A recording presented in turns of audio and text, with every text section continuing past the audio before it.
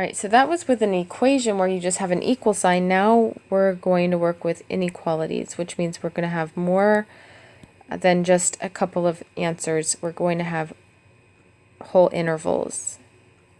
So I will take the inside of my absolute value expression,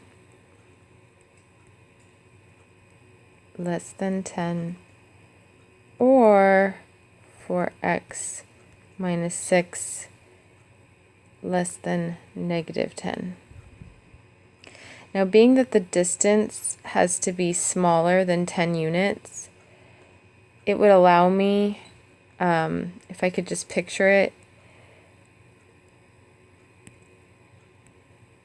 this interval is going to be moving in from the endpoints, smaller, less than, a distance that is less than. So it's moving inward, which means that I'm going to have two endpoints with my x in between. So I can actually set up this, also since this is a constant, it makes it possible for me to use this method where I put the argument in between negative 10 and positive 10. It just condenses the work a little bit. So I'll perform my inverse operations here. Get negative 4 less than 4x is less than 16. Divide by 4. And then I have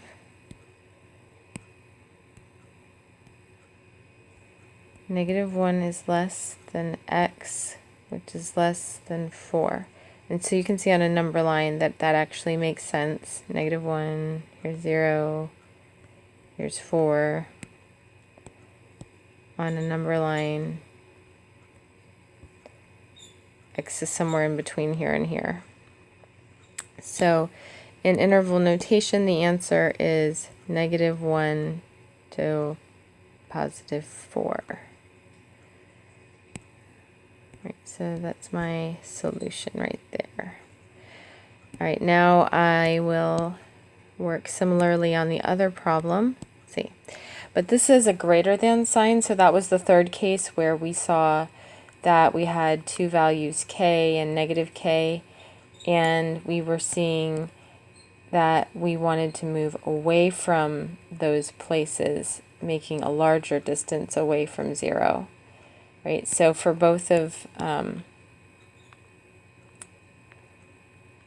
so we're moving outward, I guess is what I'm trying to say. So I'm not going to, I mean, I can, I guess. You can do it. Let me show you what it looks like if I try to do the condensed setup. Like this and like this. And just make sure that makes sense.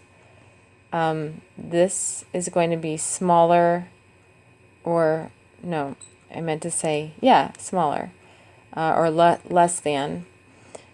Less than is a better word. So if negative 10 is here, then my argument needs to be smaller or less than. So that means from here, this part of it should be lower than negative 10 on the number line, so it's less than, right? So you see is that as it's open towards the negative 10 is the larger quantity. And on the other side of things, if you're going to move outward away from positive 10, then you're actually getting a larger quantity as you move away. So as you can see, the inequality symbol is open towards the larger quantity, which is the argument 4x minus 6. So you can set it up like this, which I did, so I'm going to stick with it instead of doing two separate inequalities.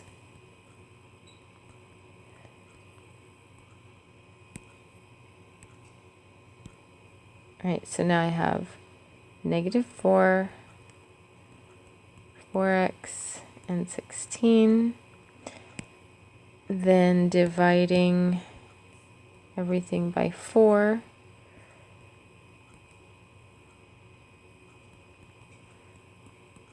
Right, so